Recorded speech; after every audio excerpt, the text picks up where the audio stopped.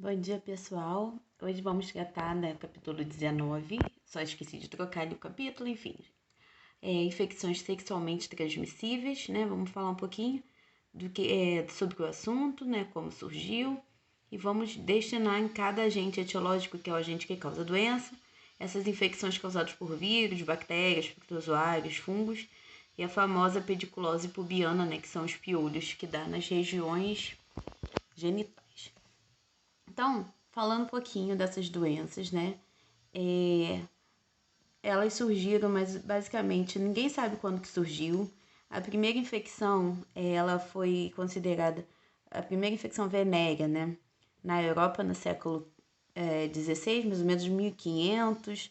E a doença venérea, um médico atribuiu a essa infecção venérea como doença venérea, porque estava ligada a Vênus, que era a deusa do amor, enfim. Ele botou como doença venérea em 1500. E nessa época já se falava de sífilis, só que ninguém sabia o que era. Só foi começar a identificar a bactéria que causava essa doença e que se espalhou a partir de 1500 pela Europa, conforme teve as guerras, as expansões marítimas, em 1905, ou seja, no século XX. E a cura dela se deu no meado do século XX com a descoberta da penicilina, né, pelo Alexandre Fleming. Falando um pouquinho das infecções sexualmente transmissíveis, aqui no Brasil a gente tem algumas principais. Aqui a gente está destacando as bacterianas e a tricomoníase, que não é muito falada, mas ela ocorre bastante. A cada 1 milhão de pessoas de casos em pessoas de 15 e 49 anos são registrados, ou seja, as maiores índices de infecções são na população em idade fértil, começa na adolescência. Esse aqui é um dado de São Paulo. A gente pega clamídia, gonorreia e sífilis, que são doenças bacterianas, como eu falei. Aqui a gente não está colocando as virais, mas a gente vai falar aos poucos cada uma delas. Então, anteriormente, as infecções sexualmente transmissíveis, as ISTs, eram chamadas de doenças sexualmente transmissíveis, ou seja, DSTs. Por que houve essa mudança de termo? Porque não necessariamente uma infecção que é transmitida por via sexual vai causar doença, ela pode ser assintomática. Então, mudou-se o nome das DSTs para as ISTs, que nem sempre as infecções vão ter as doenças e aparecimento de sinais. Agentes etiológicos é todo agente que vai causar alguma doença. No caso das infecções sexualmente transmissíveis, a gente vai encontrar vários deles causando alguma doença ou somente a infecção. Vírus, bactérias, fungos, protozoários, outros como, por exemplo, piolhos e outros parasitas que a gente possa ver na região genital. Transmissão, né, contato sexual sem proteção, basicamente, mas elas podem se dar horizontalmente da mãe para o filho durante o parto ou na amamentação. Você pode ter algumas contaminações sanguíneas por transfusões ou contato das mucosas ou áreas feridas com secreções, sendo essa uma forma de contágio muito rara. Os sinais e sintomas são variáveis, né? Os gerais vai variar de dores a ardências, né? Ao urinar, passando por coceira, secreções e alterações cutâneas, como bolhas, verrugas, manchas na pele. Alguns casos você vai ter secreções que podem variar do tipo, com corrimentos mais leves ou purulentos, com pus. E é importante frisar que gestantes ou grávidas devem fazer exames pré-natais para investigar possíveis infecções sexualmente transmissíveis, de forma que, como eu falei, evite essa transmissão da mãe para o filho, né? E evita que a infecção vire sintomas, causando problemas para elas e para os nenéns que elas estão gerando ali. É importante frisar que no Brasil as ISTs mais comuns são as herpes genitais, sífilis, gonorreia, AIDS, que a gente vai falar na próxima aula, HPV, que é o condiloma, e o hepatite B. E só o médico pode fazer o diagnóstico corretamente e indicar o tratamento, ou seja, nenhum vizinho farmacêutico vai falar, você está com infecção X e vai tomar remédio X. Só quem pode fazer isso é o médico. Então, as ISTs causadas por vírus. Lembrando que vírus é um ser que não tem célula, portanto é chamado de acelular e por isso são chamados parasitas intracelulares obrigatórios. A única coisa que o vírus tem é proteína, que forma uma capa, e por dentro dele tem material genético. Célula mesmo ele não possui. E aí ele precisa causar danos em outras células, parasitando um outro ser vivo. Aqui a gente vai destacar 3 tipos de viroses. A gente tem o HIV, que eu vou comentar um pouquinho no final desse slide, mas a gente vai focar mais nesses 3. A primeira IST por vírus é a herpes genital. Você tem pequenas bolhas com secreções aquosas que se manifesta quando alguma pessoa tem todo mundo tem herpes. Porém, o que acontece? Nem todo mundo manifesta. Vai depender da imunidade da pessoa. E aí, o que acontece? Quando a pessoa tem a baixa de imunidade, essas lesões bolhosas surgem. Condiloma acuminado, que é o HPV, né? É um vírus do papilomavírus e vai causar verrugas nas regiões genitais, que dependendo do tipo desse vírus, tem vários sorotipos, você pode ter câncer, principalmente câncer de útero. O diagnóstico é o exame preventivo, o Papa Nicolau, é importante que se faça esses exames preventivos das meninas, das mulheres. E a prevenção, além dos preservativos, existe a vacinação do SUS, que preconizou a vacinação para meninas de 9 a 14 anos e meninos de 11 a 14 anos. Toma essa vacina contra o HPV. Como eu falei, a maioria, como são infecções sexualmente transmissíveis, são transmitidas durante o ato sexual. Todas essas 3, prevenção, são preservativos. Hepatite B, você vai ver lesões graves no fígado. É um vírus da hepatite que vai parecido com a hepatite C. E como ele vai causar problemas no fígado, vai dar problema de cirrose e icterícia, que é a parte de amarelamento, e câncer também, né? Isso pode provocar uma icterícia, que é amarelamento da pele e dos olhos do indivíduo que vai ter. Então, a pessoa vai ficar bem amarelada. A prevenção é semelhante do HPV, ou seja, vai ser com o uso de preservativos e vacinação. E a hepatite C também é transmitida da mesma forma que a hepatite B. Porém, os sintomas dela são bem mais leves, né? E a forma de contaminação sexual é bem menos evidente que a hepatite B. Então, aqui a gente vai ver a herpes. A herpes do tipo 1 é o que causa herpes na boca e a herpes do tipo 2 é o que causa as herpes genitais, tanto no homem, né, quanto na mulher. Aqui a gente vai ver bolhas, né? Ficou meio escura a imagem por conta da ramificação da tela. E aí a gente vai ter aqui HPV, que são verrugas, chamados condilomas. Por isso que o nome da doença é condiloma acuminado. E aí você vai ver normalmente essas verrugas. Não tem jeito, existem tratamentos tópicos, cirurgias. O grande problema do HPV é que alguns serotipos podem provocar câncer. No caso, câncer de colo de útero na mulher é muito comum associado ao HPV e pode levar à infertilidade.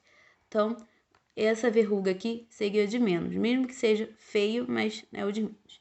E a hepatite B, que é uma hepatite viral, que pode ser transmitida sexualmente, vai levar o indivíduo a ter cansaço, tontura, perda de apetite, enjoo, febre, desconforto abdominal e, como eu falei, icterícia, pele, olhos amarelados, por isso que esse bonequinho está amarelado, urina escura e fezes claras, que é sintoma de alteração do fígado. Falando um pouquinho das infecções causadas agora por bactérias, bactérias já são seres que possuem células, porém elas possuem uma única célula.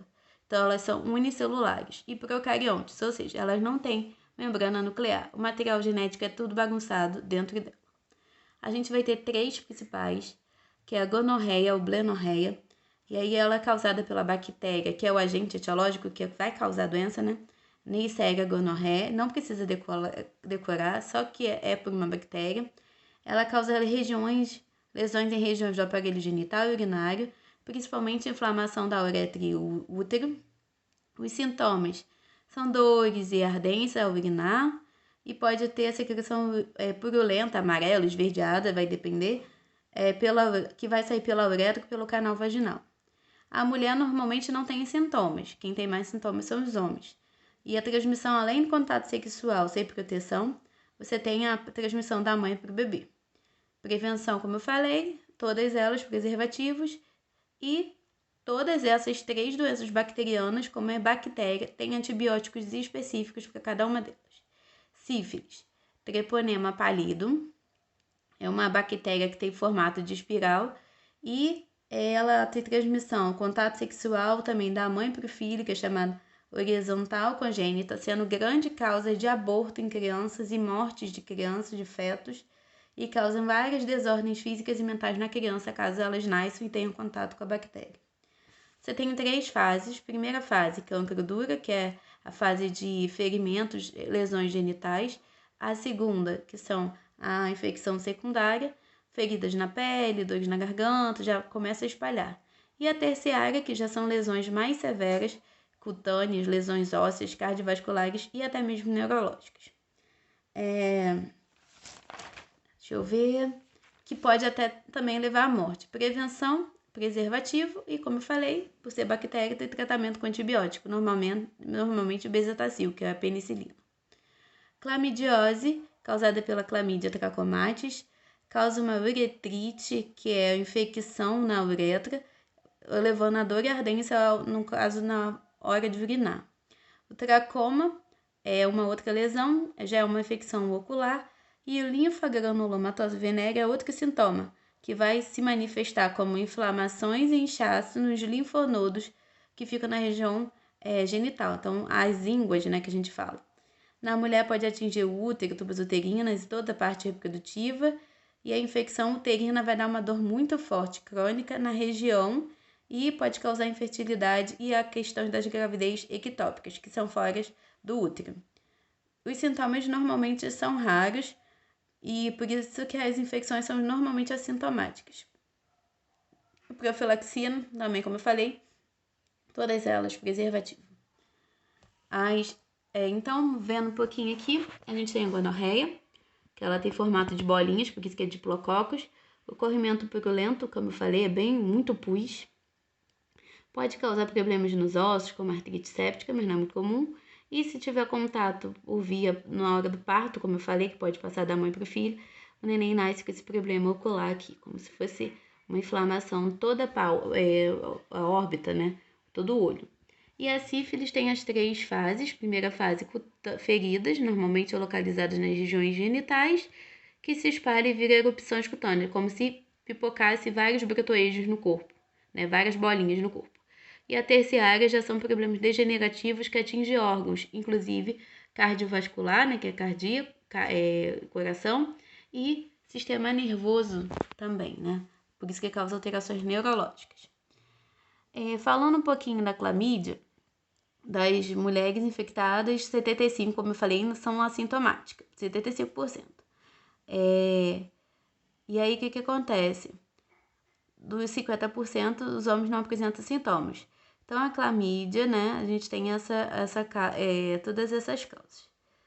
E depois a gente vai falar um pouquinho, mas basicamente a clamídia, ela vai causar essas inflamações mesmo, né, e mais problema ocular que eu esqueci de botar a foto. A tricomoníase, que a gente vai falar em seguida, é causada por protozoário. Depois a gente volta nesse slide. Que são outros tipos de seres. São heterótrofos, ou seja, não produzem seus próprios alimentos.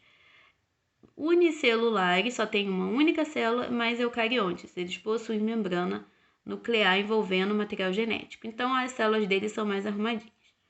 A tricomoníase é causada por protozoário. Os nomes são estranhos. Tricomona vaginalis, mas é um protozoário que vai levar ao corrimento mal cheiroso em mulheres. E aí você também vai ter que ter condições favoráveis para que isso aconteça. Alteração do pH vaginal, baixa de imunidade, que vai favorecer a proliferação e inflamações, e aí vai dar esse corrimento mal cheiroso. No homem, normalmente não tem sintomas. O máximo que pode acontecer no homem é uma ardência ao urinar. É importante frisar aqui a forma de prevenção dele é preservativo, como todas as ISTs, e a higiene pessoal, como, por exemplo, não compartilhar peças íntimas, né? Para que você não passe essa infecção para frente. Aqui eu vou botar aqui, a tricomoníase pode afetar tanto homens quanto mulheres, mas os sintomas são diferentes nos 2 grupos. Nas mulheres, se tem desconforto na relação sexual, coceira, corrimento, que eu falei, prurido, coceira e inchaço dos lábios, odor vaginal, cheiro forte.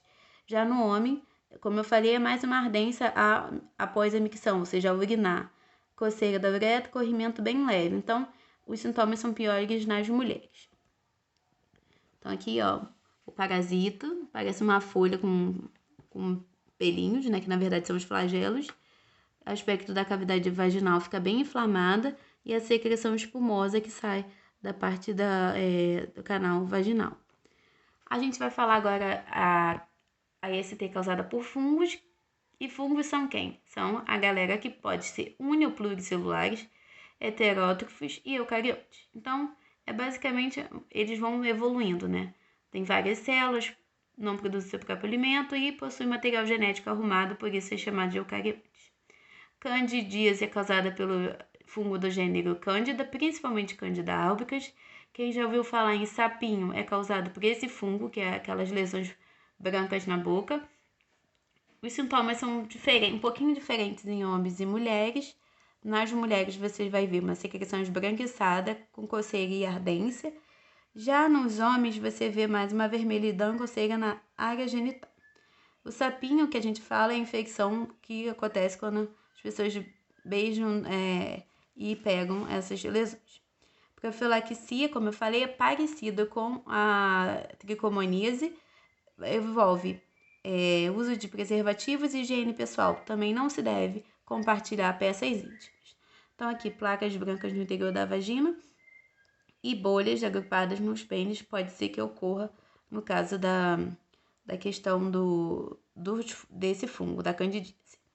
E para fechar, a pediculose pubiana, que é o piolho púbico, ou seja, na região genital, também chamado de chato. Tem esse nome estranho, Pityurus pubis, e ele é causado por infestação. Por que é infestação e não infecção? Porque o piolho fica do lado externo do corpo. Tudo que fica do lado de externo é infestação. Parte interna, infecção. Então, infestação de piolho nos pelos pubianos e que se deve ao contato durante o ato sexual. Como todo piolho, causa muita coceira e acaba levando a irritação. Então, qual é o tratamento? Shampoos e sabonetes que acabem com esses piolhos e ferver as roupas infestadas é uma indicação para também conter esse parasita. Então, aqui os pelos pubianos, e aqui é um piolho, ele é pequenininho e gordinho. E aqui é o chato, porque ele dá uma coceira bem chata. E, resumindo tudo isso, a aula de hoje... ficou faltando falar de HIV. HIV, né, que a gente vai ver semana que vem, é causado por um vírus que causa diminuição da imunidade, porque mexe com as células chamadas linfócitos T. Tem uma questão no teste de vocês falando dela. Então, os linfócitos T são atacados pelos vírus da AIDS, que é o HIV, e aí quando essa célula que é da defesa morre, teu corpo fica com menos defesa e você fica predisposto à infecção. E a forma de prevenção de todas as ISTs, né, doenças sexualmente transmissíveis ou infecções, é o uso de preservativos, no caso a camisinha. Então, basicamente isso. Para ter uma vida saudável requer cuidados e requer proteção. Então, uma boa semana de aula para vocês. Não esqueçam do teste com as 2 questões e as atividades finais da apostila. Vocês podem estar me enviando pela plataforma ou via e-mail.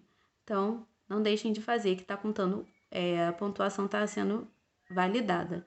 Então, uma boa semana de aula a todos agora. E a gente se vê no clássico.